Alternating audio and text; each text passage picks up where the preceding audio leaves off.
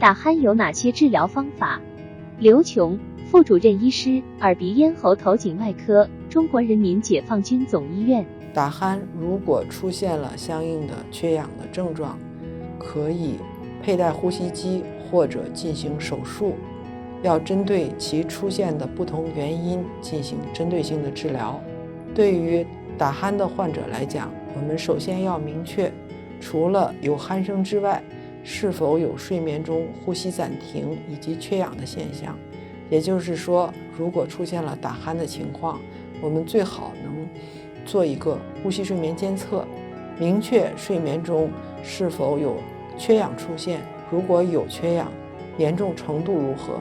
如果有明确的缺氧出现，并且程度比较严重，需要明确出现相应缺氧的原因，比如哪些部位出现了狭窄。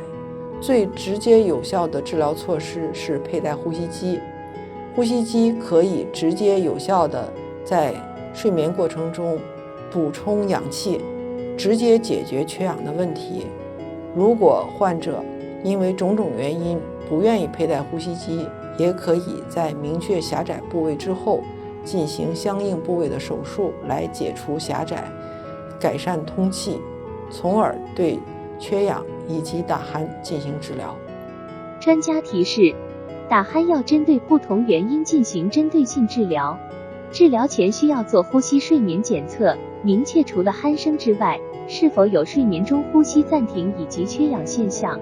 如果有且程度比较严重，可以佩戴呼吸机，如果患者不同意，可以进行相应部位手术解除狭窄。